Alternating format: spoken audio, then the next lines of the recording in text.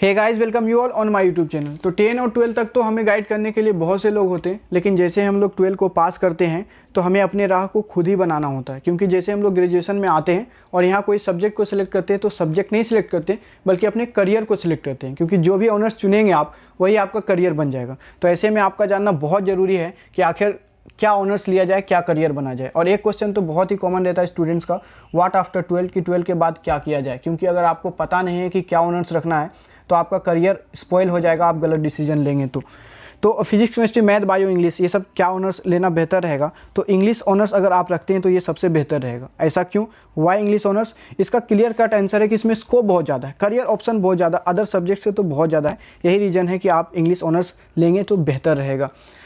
इस बात का अंदाज़ा आप इससे लगाएं कि इंग्लिश कितना इंपॉर्टेंट है। अगर आपसे पूछ लिया जाए कि आप कोई गवर्नमेंट जॉब या प्राइवेट जॉब बताएं जिसमें इंग्लिश का ज़रूरत नहीं है तो आप नहीं बता पाएंगे, मुश्किल से 1-2 जॉब बता पाएंगे। वो ग्रुप डी रेलवे बताएंगे तो आप जान लीजिए कि ग्रुप डी रेलवे जो है उसमें इंग्लिश का कोई ज़रूरत नहीं है। वहाँ पर आखिर क्यों ज़रूरत है? वहाँ पर जब झाड़ू पोछा ही मारना है, प्लेटफॉर्म ही साफ करना है, तो वहाँ पर इंग्लिश का कोई खासा ज़रूरत नहीं। उसके अलावा आप कोई भी प्राइवेट जॉब ले लें या गवर्नमेंट जॉब लें, वहाँ पर आपको इंग्लिश तो पूछा ही जाता है। तो करियर ऑप्शन जान लेते हैं, इंग्लिश लेंगे तो क्या क्या करियर ऑप्शन रह सकता है। सबसे पहला बात, गवर्नमेंट के साथ साथ प्राइवेट जॉब। प्राइवेट जॉब में आप देखेंगे कि जिसका इंग्लिश अच्छा है उसी का राज चलता है। आपका अगर इंग्लिश अच्छा नहीं तो आप प्राइवेट जॉब नहीं ले पाएंगे।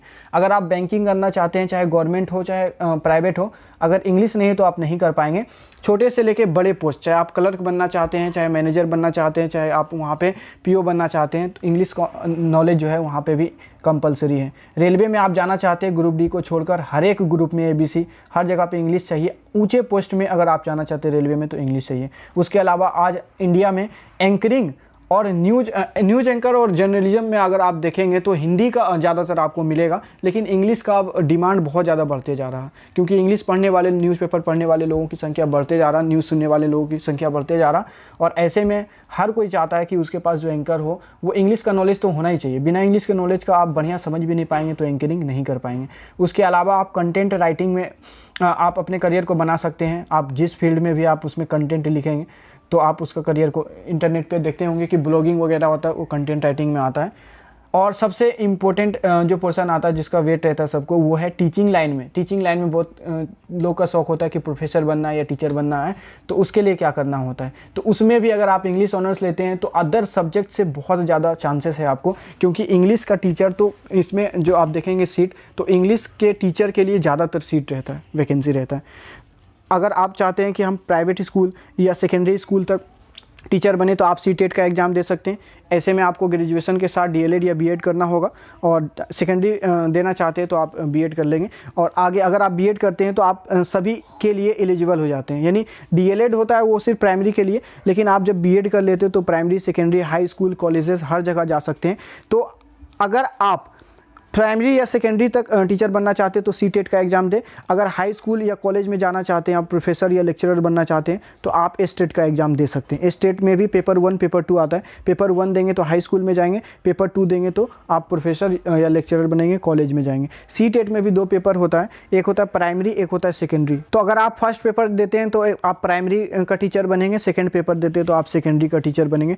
उसके अलावा प्राइवेट स्कूल, अगर आपका इंग्लिश में लैंग्वेज अच्छा है, आपने इंग्लिश ऑनर्स कर रखा है, तो प्राइवेट स्कूल्स में आपको जॉब मिलेगा ही मिलेगा। और ऐसे बता दें आपको, अगर आपका फिजिक्स बहुत अच्छा है, मैथ बहुत अच्छा है, रीजनिंग बहुत अच्छा है, या कोई भी सब्जेक्ट बहुत अच्छा है लेकिन इंग्लिश से नहीं है तो बेकार है, आपको प्राइवेट स्कूल में जो नहीं मिल सकता है। क्योंकि प्राइवेट स्कूल में जो भी सब्जेक्ट करिकुलम चलता है इंग्लिश मीडियम रहता है। ऐसे में अगर आपका इंग्लिश अच्छा नहीं, बाकी कोई भी सब्जेक्ट कितना भी अच्छा हो, कोई काम का नहीं प्राइवेट स्कूल के लिए।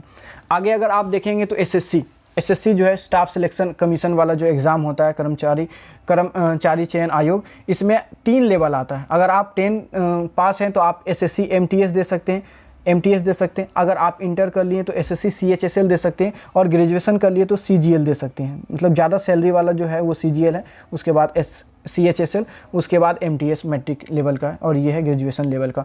ऐसे में अगर आप देखेंगे कि SSC एग्ज़ाम के लिए इंग्लिश मोस्ट इंपॉर्टेंट हो जाता है। बिना इंग्लिश के आप SSC एग्ज़ाम को नहीं निकाल सकते। 25% क्वेश्चन जो रहता है यहाँ पे वो इंग्लिश से रहता है। उसके अलावा आप देखेंगे कि इसमें ऐसे राइटिंग होता है, तो ऐसे राइटिंग में आपको इंग्लिश चाहिए। उसके अलावा जो भी इंटरव्यू होगा तो वहाँ पे इंग्लिश का नॉलेज चाहिए ही चाहिए। उसके अलावा आप सिविल सर्विसेज में जा सकते हैं, यूपीएससी का एग्ज़ाम दे सकते हैं, आईएफएस दे सकते हैं, आईईएस दे सकते हैं, एनडीए दे सकते हैं, सीडीएस दे सकते हैं और एसआई का एग्ज़ाम दे सकते हैं, पीएसआई का एग्ज़ाम दे सकते हैं, आप स्टेनोग्राफर का एग्ज़ाम दे सकते हैं। बहुत सारा एग्ज़ाम है जो कि आप दे सकते हैं। यहाँ पे आप दे सकते हैं एफसीआई का एग्ज़ाम दे सकते हैं, जेई का एग्ज़ाम दे सकते हैं, इवेंट मैनेजमेंट आप बन सकते हैं, कॉर्पोरेट फील्ड में आप जा सकते हैं। तो इंग्लिश ऑनर्स में बहुत ज़्यादा करियर अपॉर्चुनिटी, आप कहीं पे भी जा सकते हैं। उसके अलावा आप डिफेंस में जा सकते हैं, एनडीए नेशनल डिफेंस एकेडमी जो है, यहाँ पे 3 चीज़ आता है। आप आर्मी में जाना चाहते हैं तो इंग्लिश तो चाहिए वहाँ पे, नेवी और एयरफोर्स में इंग्लिश तो बहुत ज़्यादा स्ट्रॉन्ग चाहिए, तो आप जा सकते हैं। तो नेवी और एयरफोर्स और आर्मी यानी एनडीए में आप जाना चाहते हैं तो इंग्लिश ऑनर्स आपका होना चाहिए। इंग्लिश ऑनर्स नहीं फिर भी इंग्लिश का नॉलेज तो बहुत होना चाहिए। अगर ऑनर्स है तो नॉलेज अपने आप हो जाएगा। आगे चलते हैं और भी कहाँ कहाँ पे इंग्लिश का ज़रूरत है। इंग्लिश का आप देख सकते हैं ब्लॉगिंग इंटरनेट पे आप कुछ भी लिखते हैं गूगल पे और वो बहुत सारा आर्टिकल आ जाता है, वो ब्लॉगिंग है, आप उसको लिख सकते हैं। मार्केटिंग, आज देखेंगे कि मार्केटिंग बहुत ज़्यादा पॉपुलर हो रहा है और बिना अच्छे इंग्लिश के नॉलेज का आप मार्केटिंग नहीं कर सकते हैं। और एक ट्रैवलिंग एजेंट में आप काम कर सकते हैं। ट्रैवलिंग एजेंट में आप देखेंगे कि मान लीजिए ताजमहल घूमने के लिए विदेश से लोग आया तो उसको हिंदी नहीं पता होता, वो इंग्लिश जानता है, वो चाइनीज़ जानता है, इंग्लिश जानता है। तो अगर आप इंग्लिश जान रहे हैं तो उसको आप घुमा सकते हैं और इसके बदले आपको पैसे वो देते हैं, यानी कि आप उसके साथ घूमते भी है, वो पैसे भी आपको देते हैं। क्यों? क्योंकि आपके पास इंग्लिश नॉलेज है, आप उसको समझा पाते हैं। तो दुनिया में आप जानिए कि इतना सारा कंट्री है, उसमें किसी ना किसी सब्जेक्ट का नॉलेज हो ना हो, इंग्लिश का नॉलेज तो उसके पास होता ही है। इसलिए आप अगर इंग्लिश सीखते हैं तो आप उसे बढ़िया से गाइड कर सकते हैं और आप खुद भी दुनिया देख सकते हैं। अगर आप दुनिया देखना चाहते हैं तो इंग्लिश का नॉलेज तो होना ही चाहिए। सवाल है, जब इंग्लिश ऑनर्स इतना ज़रूरी है, इतना इम्पोर्टेंट है, तो एडमिशन कैसे लिया जाए? क्वेश्चन है, how to get admission in English honours. English honours में एडमिशन लेने के लिए जो शर्त है, कंपलसरी है, वो आपके 12th में एक पेपर तो इंग्लिश होना चाहिए 100 मार्क्स का, अगर था, और अगर उसमें आपने 45% मार्क्स से ज़्यादा लाया, 45 नंबर से ज़्यादा लाया, तो आप एलिजिबल है इंग्लिश ऑनर्स करने के लिए। इससे कम अगर आप मार्क्स लाएं या इंग्लिश आपका नहीं था 12 में, तो आप इंग्लिश ऑनर्स नहीं कर पाएंगे। और एक क्वेश्चन कि how to complete this course. English honours इतना ज़रूरी है तो कंप्लीट कहाँ करें, क्योंकि यूट्यूब पे तो कोई कराया ही नहीं कंप्लीट कोर्स। तो एक तरह से आपके लिए खुशखबरी है कि फाइनली यूट्यूब चैनल पे ये कंप्लीट कोर्स होने जा रहा है। इसी चैनल पे आपको वो कोर्स मिल जाएगा, ये फ्री ऑफ कॉस्ट रहेगा। अगर आप नोट्स परचेस करना चाहेंगे तो नोट्स परचेस कर सकते हैं। बाय द वे, ये क्लास पूरी तरह से फ्री रहेगा और जल्द ही इंग्लिश ऑनर्स का क्लास इसी चैनल पे स्टार्ट होने जा रहा है, बिल्कुल फ्री ऑफ कॉस्ट। आप प्लेलिस्ट पे जा करके देख सकते हैं। और एट लास्ट, अगर ये वीडियो आपको अच्छा लगा हो तो इसे कृपया लाइक, शेयर और सब्सक्राइब जरूर करें और सबको शेयर कर दें कि इंग्लिश ऑनर्स का सिलेबस शुरू होने वाला जो भी साथी हो उसको अपने साथ जोड़ लें। Thank you.